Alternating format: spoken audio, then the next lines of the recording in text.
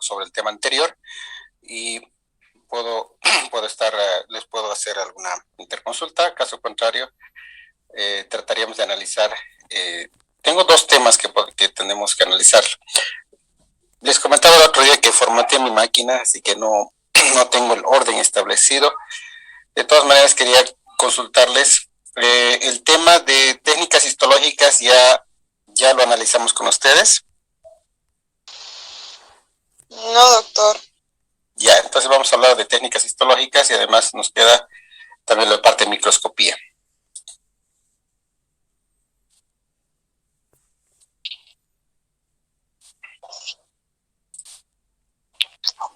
Bueno, cuando queremos analizar cuáles son las metodologías para poder identificar, describir, seleccionar los elementos anatómicos histológicos, de hecho necesitamos cierto mecanismo y cierta técnica para poder efectuar este procedimiento. En realidad, toda la descripción en anatomía histológica está basada a la aplicación de un dispositivo de magnificación, o sea, un microscopio. Pero al mismo tiempo, el microscopio de por sí no nos genera una muestra que sea fácil de observar. Para tal efecto es necesario preparar las muestras para que éstas puedan ser observadas. Esto se conoce como técnicas histológicas. De hecho, lo que se analiza son las técnicas histológicas para la observación de microscopía óptica, microscopía de luz, perdón, por el hecho de que es un tipo de técnica que es más fácil, está al alcance de la práctica. Las preparaciones para microscopía electrónica son diferentes y de hecho, bueno, no las analizamos porque son de aplicación muy remota en nuestro caso. De hecho, creo que en Bolivia no hay un microscopio electrónico, pero por lo menos vamos a tratar de identificar cuáles serían las características de cada una de estas microscopías cuando analicemos los tipos de microscopios. Bueno, les decía que toda esta técnica, conocida como técnica histológica, es básicamente la secuencia de pasos que nos llevan a preparar una muestra, una porción de tejido, para que ésta pueda ser observada en un microscopio. Y de hecho hay una característica que todos los tejidos, de hecho, tienen un color, no tienen color en realidad, ¿no? Son translúcidos y no representan, o no es posible la identificación de sus componentes o de diferenciar unos de otros si es que no se aplica a ellos un procedimiento de tinción. Por eso es que la técnica histológica es importante al momento de tratar de identificar, describir o diferenciar los tejidos. Entonces, existen diferentes técnicas que nos pueden llevar a satisfacer este objetivo. De hecho, la técnica 1 es la que nos genera un tipo de muestra de elementos vivos.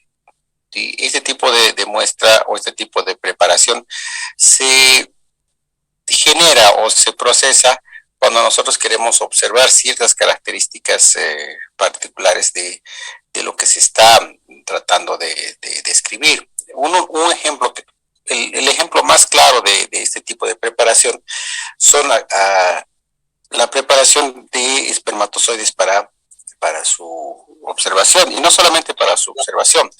De hecho, cuando se trata de la fecundación in vitro, se selecciona o se trata de generar esta fecundación con espermatozoides que son completamente viables, que son móviles, y la misma observación o el proceso mismo se hace mediante un microscopio especial que me permite observar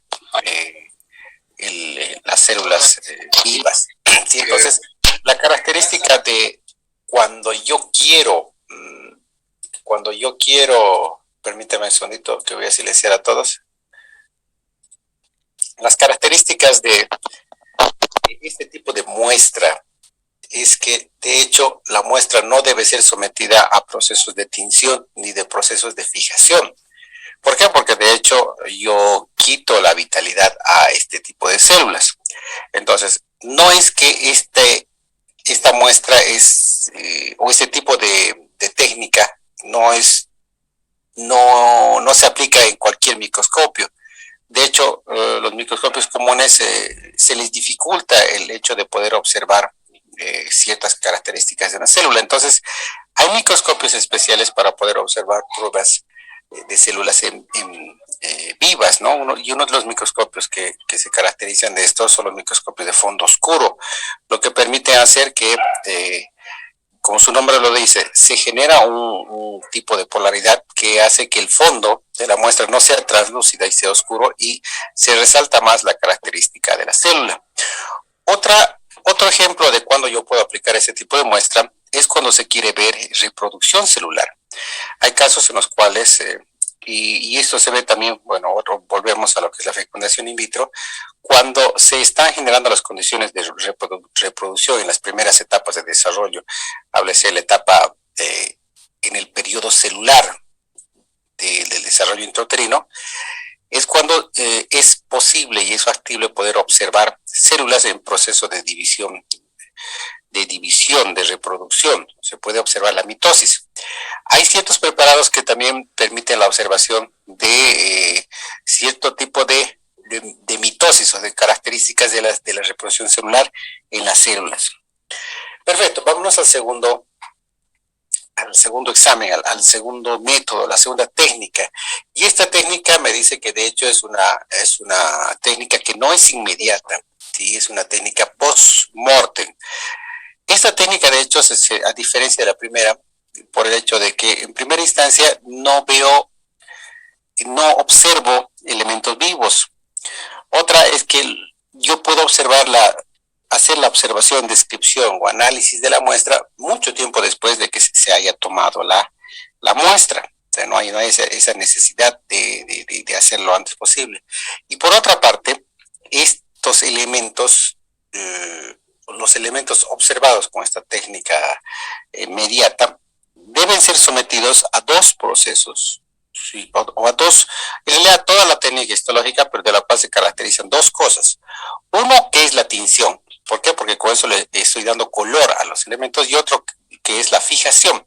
¿Por qué? Porque si no hago tinción, si no hago fijación, los elementos observables se degradan y a lo largo del tiempo no voy a poder hacer una diferenciación. Entonces, para resumir un poquito, la primera técnica, el examen inmediato para elementos vivos, ¿sí? Y la segunda técnica, el examen inmediato para muestras de tejidos que no se encuentran con vitalidad.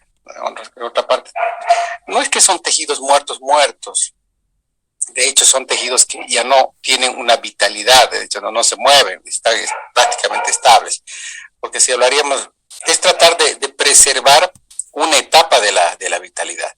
De hecho, si quisiéramos observar células muertas, tienen otras características, ¿no? Lo que se trata de observar en este examen post-mortem es el hecho de que las células o las estructuras traten de mantenerse en las condiciones en las cuales se las podía observar cuando vivían, ¿no? Entonces, de hecho, el término de decir es un tejido muerto es relativo, porque es un tejido no vital, sí, pero no tiene características ni muestra particularidades de un tejido muerto, que son muy, muy diferentes. Bueno, hablamos de lo que son en sí la técnica, ¿no? ¿Cómo podría caracterizar la técnica histológica? Entonces, yo puedo decir de la técnica histológica que les decía que es un proceso, o son diferentes pasos, diferentes procedimientos que se usan o se emplean ¿para qué?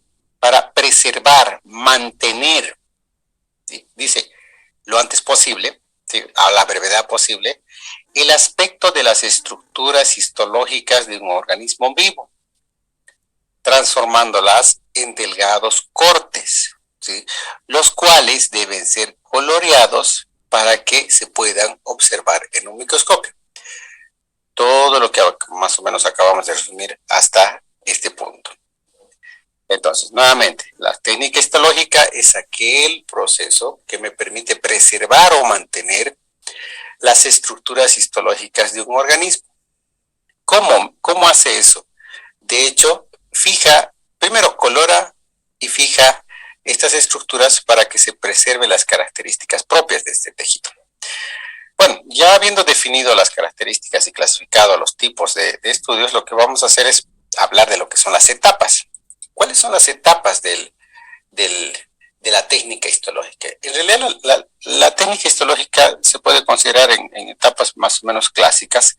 ¿Por qué? Porque si bien hay diferentes tipos de coloraciones, la técnica histológica estándar tiene más o menos los mismos pasos. Si bien pueden emplearse diferentes métodos para conseguir que lleguemos al mismo objetivo, pero casi todos tienen una sola secuencia. Lo primero que vamos a hacer es la obtención de la muestra, ¿sí? Que muchas veces no forma parte del proceso en sí, porque muchas veces la obtención de la muestra la realiza otra persona. ¿Sí? Pueden ser un patólogo, podría ser un médico, o podría ser la persona encargada de la recolección de las muestras. Lo que sí es ya parte de la técnica en sí, ya es el procesamiento de esta muestra. Entonces, el procesamiento de esta muestra empieza con lo que es la fijación. ¿Sí? La fijación es, o después de la fijación, como elemento de que la fijación como primer paso es tiene como objetivo el de mantener, preservar las estructuras con las características de la muestra en el momento. ¿Sí? Entonces, es la que detiene el proceso de descomposición, detiene el proceso de deterioro o de envejecimiento de la muestra, también de la muestra. Posteriormente, para que se pueda observar, porque de hecho, si yo he fijado las estructuras, no tengo la característica de poder observarlas. Entonces, ahí entra un proceso, una secuencia de pasos que me permiten la observación. Lo primero que vamos a hacer es la deshidratación, que es quitar todo el componente de agua, porque de hecho las células tienen agua, pero de hecho el agua es es un elemento limitante en cuanto a la coloración y en cuanto a poder observar, porque de hecho el agua genera cierto tipo de cristales que a veces son los que impiden que la observación sea lo más clara posible. Entramos al aclaramiento. Posteriormente entramos a la infiltración e inclusión, la sección corte, ya teniendo la estructura lo más delgada posible, entramos a lo que es a la coloración y el montaje.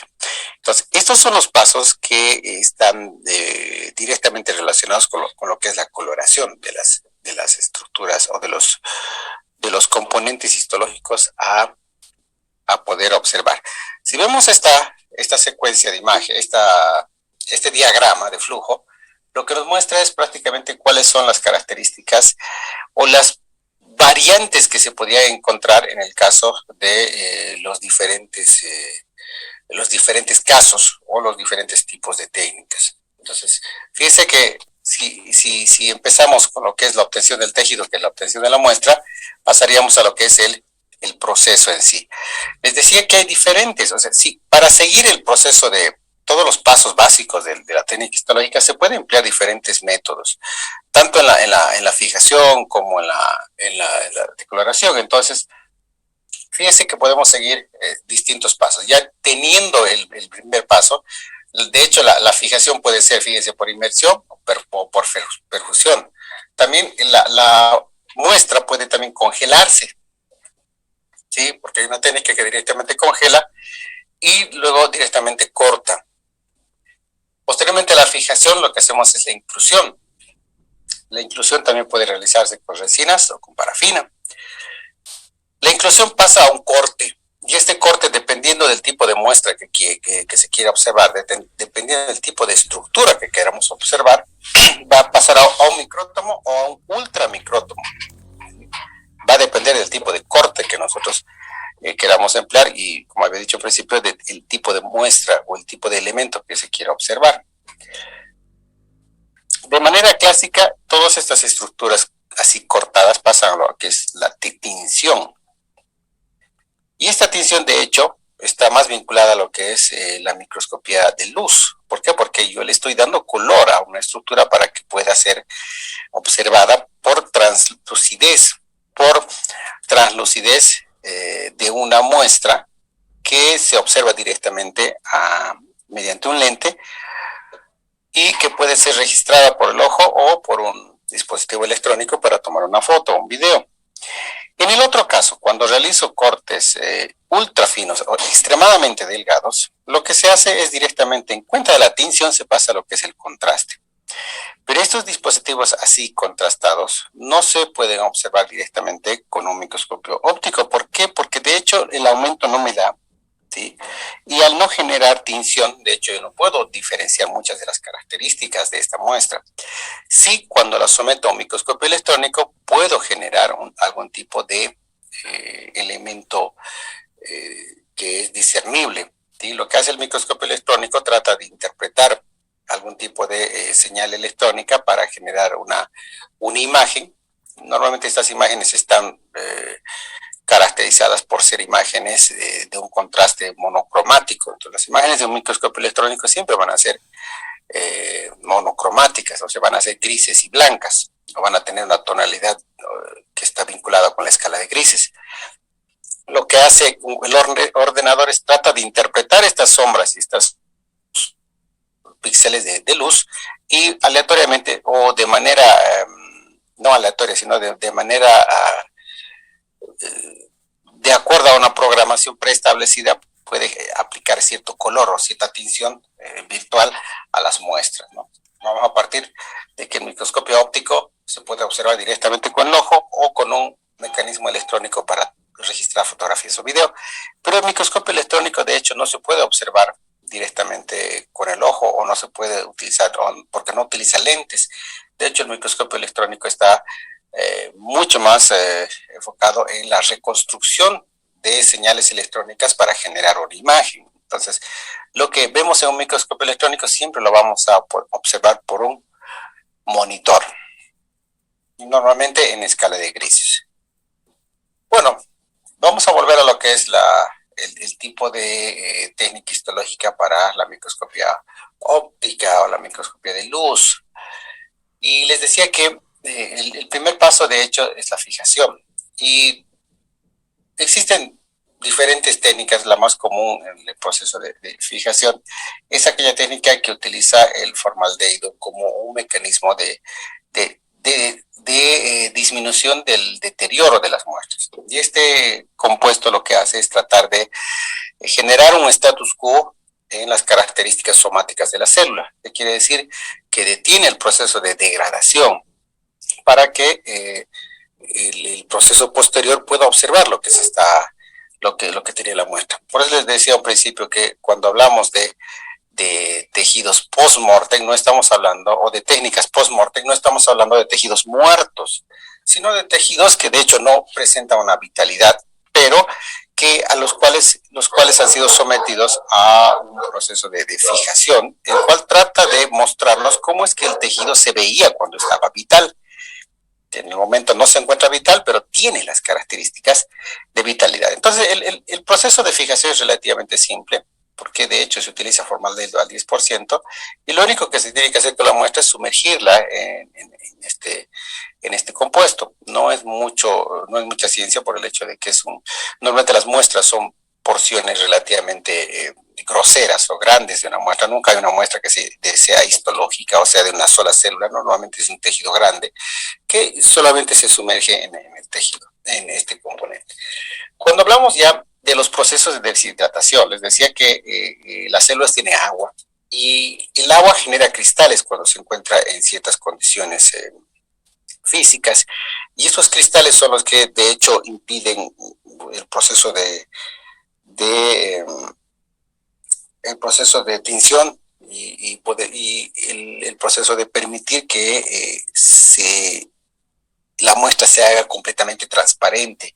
Entonces lo que se debe hacer es eliminar el agua, y eso es fácil porque el proceso de deshidratación de hecho se efectúa con un alcohol, o sea, de manera gradual se va cambiando, se va sustituyendo la cantidad de agua por alcohol. De hecho, no lo puedo hacer en un solo paso, por eso es que se hace se sumerge la muestra de manera gradual en concentraciones crecientes de alcohol.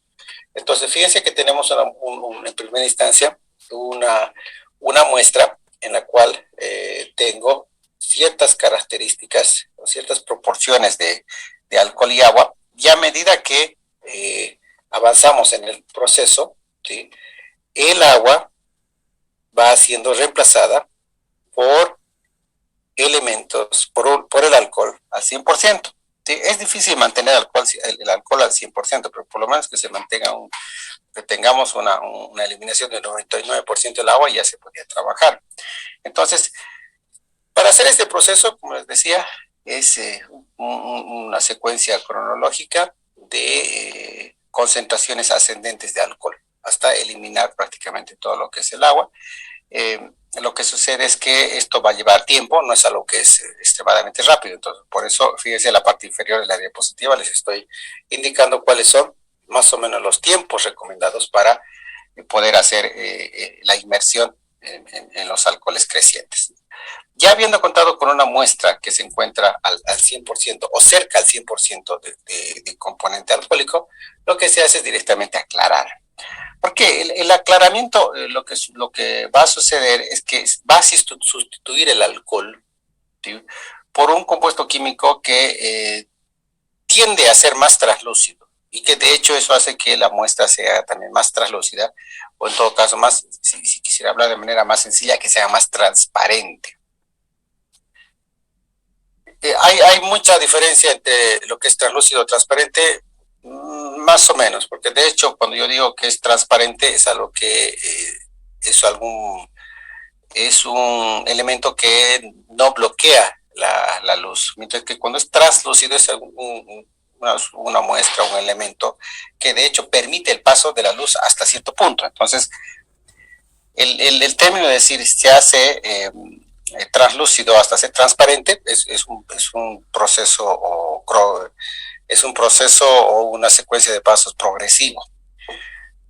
Perfecto, entonces, ¿qué sucede con el silol? El silol es un compuesto que de hecho tiene una ventaja, que al momento de pasar a la siguiente etapa hay cierta relación en lo que es el silol con el componente que se utiliza en el siguiente paso, ¿no? En el paso que viene a ser el paso de la inclusión, de la infiltración, de generar estructuras rígidas que puedan ser cortadas. Entonces, ya teniendo el aclaramiento, ¿sí?, entonces ya habiendo sumergido la muestra en silol, más o menos por 45 minutos, lo que sucede es que entramos a lo que es la infiltración o la inclusión. ¿Qué hace este procedimiento? De hecho, este procedimiento es el procedimiento que me genera un bloque un bloque de parafina dentro del cual se encuentra la muestra. ¿Y esto para qué? Porque de hecho la muestra, al ser un tejido orgánico, es difícil segmentar, cortar o generar elementos extremadamente delgados. Entonces, ¿cómo se consigue el corte de elementos delgados? De hecho, se consigue esto permitiendo que la muestra se torne rígida. Y la única manera, o bueno, una de las técnicas para que esto suceda, es la que permite que mediante el uso de parafina caliente, ¿sí?, se genera un bloque macizo, el cual al enfriarse tiene la suficiente resistencia para poder ser sometido a un corte, ¿sí? Este bloque de parafina recibe el nombre de taco.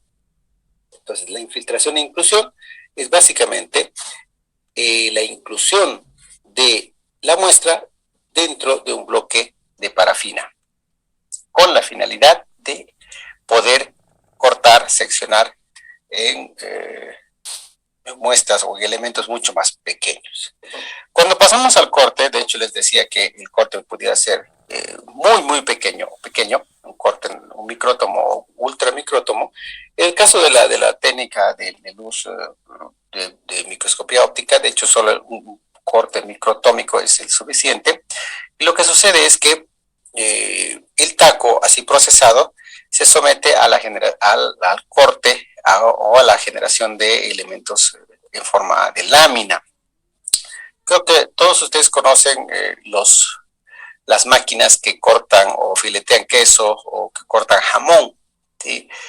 Uno va al supermercado y normalmente solicita el jamón de su preferencia o del queso de su preferencia, un corte en determinado espesor. Un micrótomo es exactamente lo mismo. Es un dispositivo que está diseñado para realizar cortes extremadamente delgaditos, ¿sí? Los cuales poco a poco, se va calibrando hasta conseguir el corte o el espesor que uno requiere. Entonces, sección y corte es prácticamente la generación de delgadas láminas para que estas puedan ser procesadas y permitir la observación del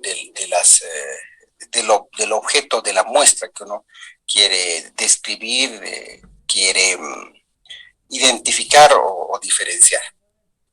Ahora, ¿qué sucede con el micrótomo? Si ustedes ven la diapositiva, la imagen de la derecha, lo que sucede con el micrótomo es que va a ir a generar cortes, pero de hecho esos cortes no son lisos, o sea, no vamos a poder ver como un jamón una estructura rígida. Lo que sucede es que como el corte es tan delgado, el micrótomo lo que me genera son láminas arrugadas. Y así, láminas arrugadas no me sirven para generar descripciones. Entonces, ¿qué debo hacer con estas láminas arrugadas? Estas láminas recientemente cortadas y arrugadas. Ustedes observan la diapositiva, prácticamente tengo como que un acordeón que está siendo seccionado del taco con parafina. Entonces, lo que hacemos con estas muestras es que se debe procesarlas para que se estiren, en otras palabras. Ahora, no puedo plancharlas, no puedo apretarlas, y la técnica más fácil, acuérdense que es parafina, el medio en el cual se encuentra la muestra, lo que se puede hacer es sumergirlas en agua y permitir que estas floten, y con un recipiente, con un termostato, permitir que con la acción del calor prácticamente se estiren, se aplanen, ¿de acuerdo? Y es un procedimiento relativamente simple que hace que las muestras tengan la característica mucho más parecida, o una característica mucho más parecida a como estaban antes, o como se mostraban antes del corte. Posteriormente, ya que tengo la estructura completamente plana, lo que se procede es a generar un montaje y tinción. De hecho, así, con la lámina así bien delgadita no veo nada, porque de hecho es una estructura translúcida, transparente, y de hecho es muy difícil de transportar. Entonces, para el proceso de montaje y tinción, de hecho, se emplea un dispositivo que se conoce se emplea varios dispositivos, no solo uno, pero todos estos cortes así ya procesados, se los ubica sobre pequeñas porciones de vidrio que se conoce como portaobjetos, los cuales posteriormente se tiñen.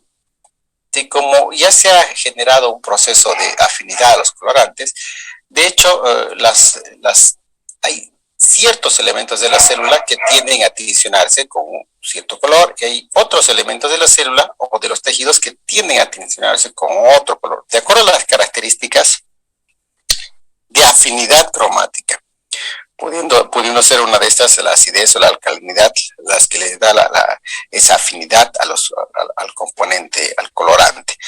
Hay muchas técnicas que no solamente utilizan un tipo de colorante, porque de hecho no permiten la observación de varios elementos de la célula, y muchas de las técnicas requieren un tipo de coloración dual, o sea, dos colorantes para mínimamente poder hacer una descripción o diferenciación de ciertas partículas o de ciertos elementos.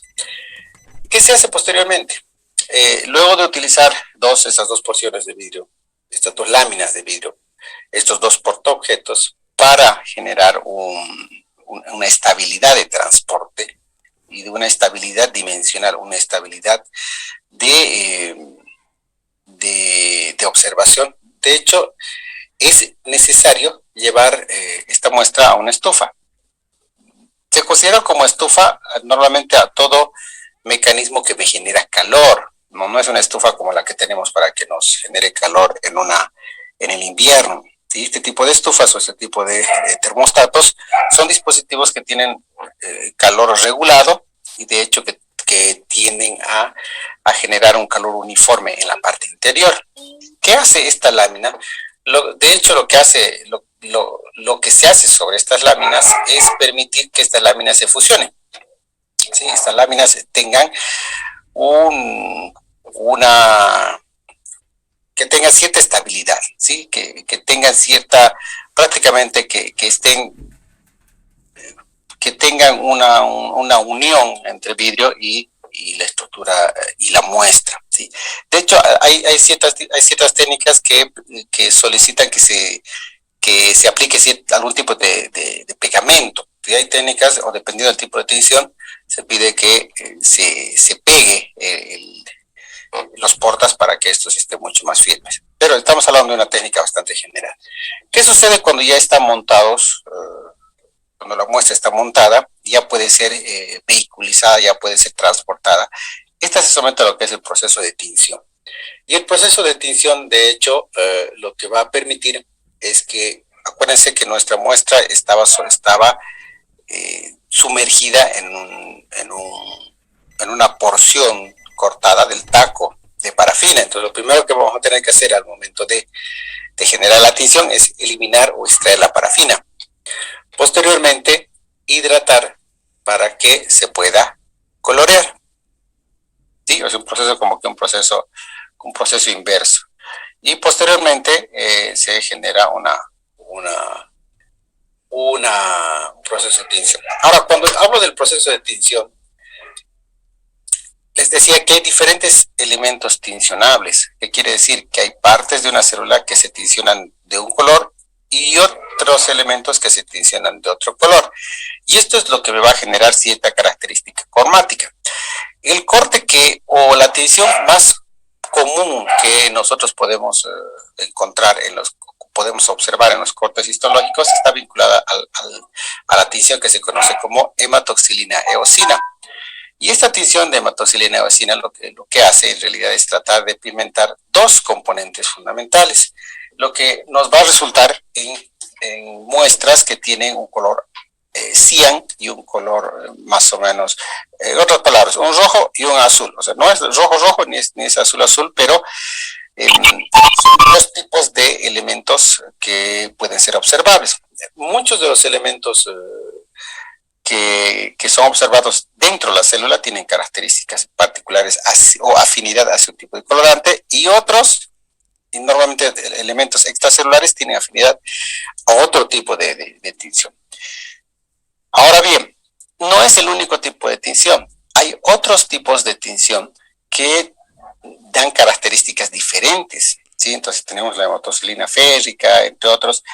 Incluso cuando yo quiera observar el contenido de un adipócito, que es la célula que tiene características muy diferenciales a otras, porque de hecho está rellenita de grasa, necesito hacer tinciones especiales. ¿Por qué? Porque una tinción de hematoxilina eosina lo único que me va a mostrar es el núcleo que se encuentra en la periferia y una pequeña porción de la pared celular. En consecuencia, no voy a poder observar más nada, pero si quiero observar, y el contenido interno de la estructura se muestra como vacía, porque la grasa, de hecho, no tiende a generar pigmentación con este tipo de técnicas. Si quiero observar el componente interno de un adipocito, de hecho, sí o sí necesito generar algún tipo de tinción que esté vinculada a esta técnica. Y lo vamos a ver cuando analicemos cada tejido. Lo que vamos a hacer es, de hecho, tratar de identificar bajo qué tipo de tinción está, para que se pueda analizar y se pueda emitir bajo cierto criterio. Ahora, cuando hablo de tinciones, de hecho, las tinciones, les decía, la más común es esta de acá, la hematoxilina eosina. ¿Qué características tiene? Vamos a pasar directamente a esta. Cuando hablamos de este tipo de tinción, de hecho, es cierto, hay ciertas características que deberíamos comprender, ¿sí? Entonces, vamos a hacer una cosa. A partir de ahora, bueno, lo que me queda, aparte de estas diapositivas, es prácticamente ver ejemplos de cuáles son todos los procesos de tinción. Entonces, lo que yo necesito que ustedes puedan comprender es cuál es la afinidad de este tipo de tinciones. Entonces, miren, la diapositiva que tienen aquí es una diapositiva que me está indicando cuáles son los elementos y cuáles son las características de afinidad de cada uno de estos colorantes. ¿Sí? Entonces, fíjense, tengo la hematoxilina. La hematoxilina, de hecho, fíjense, tiene una afinidad, es un colorante, de hecho, básico. ¿Sí? Pero, como siempre, bueno, como muchas de las cosas que requieren equilibrio, un colorante básico se asocia con elementos o tiñe componentes ácidos. Y pasa lo exactamente inverso con la eosina, que es un colorante ácido que va a colorar, tincionar o a generar cierta afinidad con los básicos. ¿Sí? Entonces, lo ácido busca lo básico y lo ácido básico busca lo ácido. Ahora, ¿cuáles son los componentes que va a tincionar la hematoxilina? De hecho, son prácticamente los elementos que se encuentran en el núcleo. Fíjense, habla de la heterocromatina de los núcleos, o sea, componentes internos del núcleo, el ARN ribosomal, o sea, puntitos que se encuentran en el tejido, en el citoplasma, ¿sí? La matriz extracelular y ciertos componentes que se encuentran fuera de la célula. En el otro caso, cuando hablo de la eosina de hecho está más vinculada con lo que son los filamentos citoplasmáticos, componentes membranosos intracelulares, o sea que voy a poder observar con esto todo lo que son todos los elementos basados en membranas, o sea, las cisternas. De hecho, como son tan pequeñitas, tampoco es que se las observa muy claro, pero por lo menos este tipo de colorante me indica una gran mancha de la cual se deduce que tengo elementos de este tipo, componentes membranosos.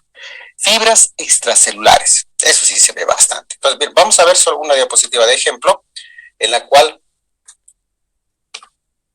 permítame, esa es la que quiero mostrarles, en la cual puedo observar los tres tipos, las tres variantes. En primera etapa tengo una coloración con hematoxilina. Fíjense que este tipo de coloración está más vinculada a un azul, a un cian.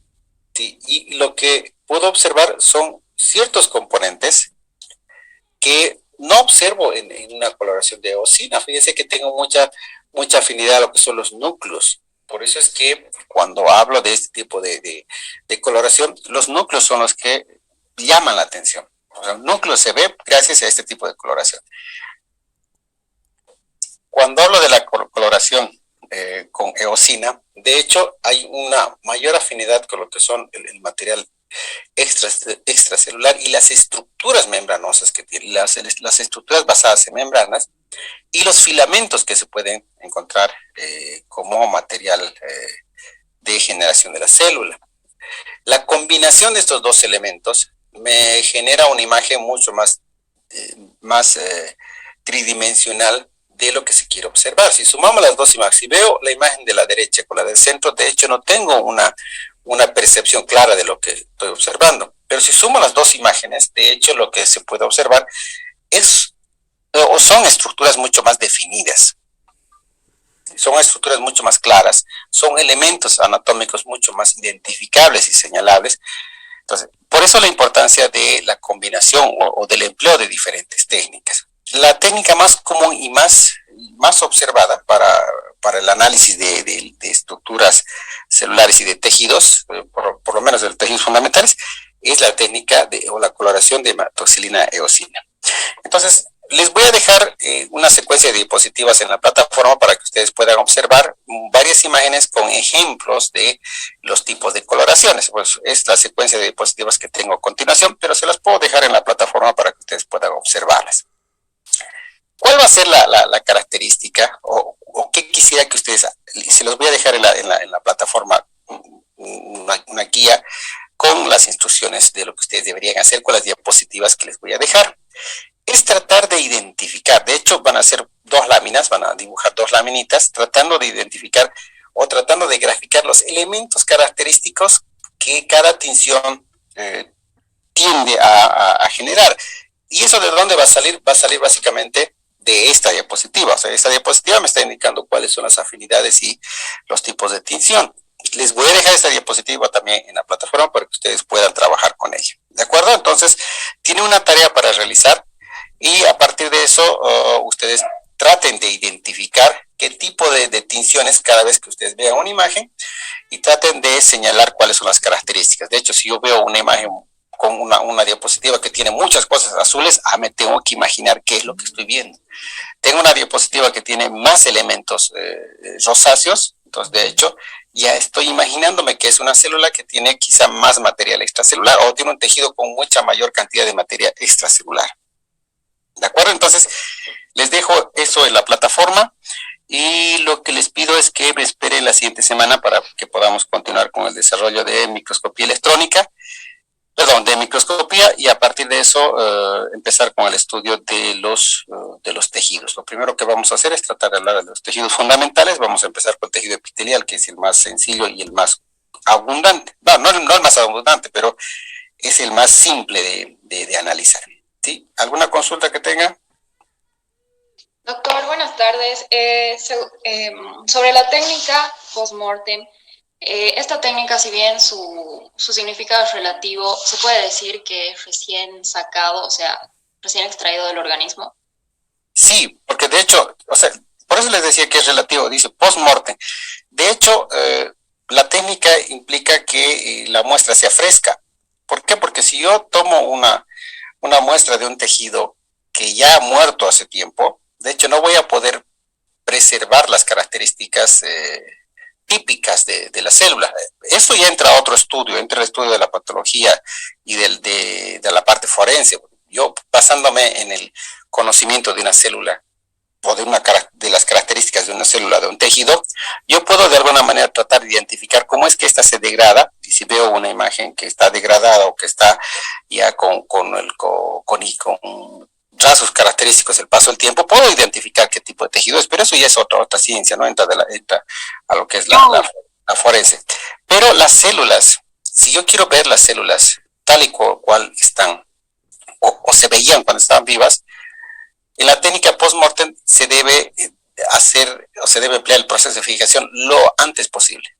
Sí, por eso decía que es relativo, o sea, no estoy viendo una célula muerta, es post-mortem, uno se imaginaría, es una célula muerta. De hecho, es una célula que no tiene vitalidad, pero que mantiene las características de una célula vital. Ahora, si la técnica dice tomar la muestra y fijarla inmediatamente, así no tengo ninguna alteración de las características. De hecho, una de las principales características de alteración es la pérdida de forma.